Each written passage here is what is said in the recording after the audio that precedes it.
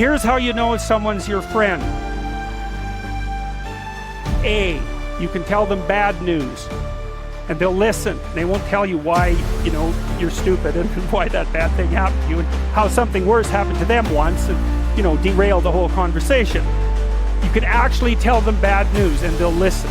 So that's a good thing. And then this is a weirder thing. You can tell them good news and they'll help you celebrate. And that's a really good way of deciding who you should have around you, because if you have someone around you, you know, something good happens to you, you're kind of afraid to even admit it because, you know, God, something good happened to you. You let that be known and it'll certainly be taken away. So, you know, you come out and you sort of tell someone half-heartedly that something good happened to you, and they give you a whack and then talk about, you know, the great thing that happened to them 3 years ago, or worse, the great thing that happened to someone that they knew 3 years ago.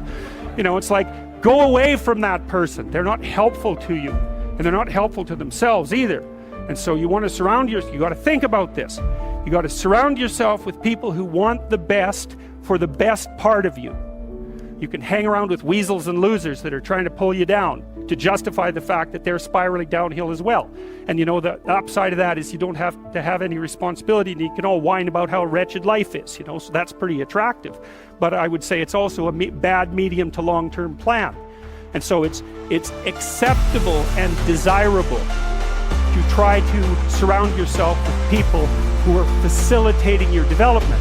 You know, and you might say, well, I've got people around, I know them well, you know, they're not doing that well, and they don't fit into that category. It's like, what's your point? What are you going to do with this exactly? If they'll listen and cooperate with you and move towards a better future, great. If they don't pay any attention and they keep doing the same damn things over and over and they're not going anywhere and it's painful, then maybe the proper thing to do is say, you just have your misery. I'll go off and have my life. And maybe you'll wake up at some point in the future and think that's a better way of being. Because just putting up with it is, well, they call that enabling, right? You put up with that sort of behavior, you're providing tacit consent for it and even tacit approval.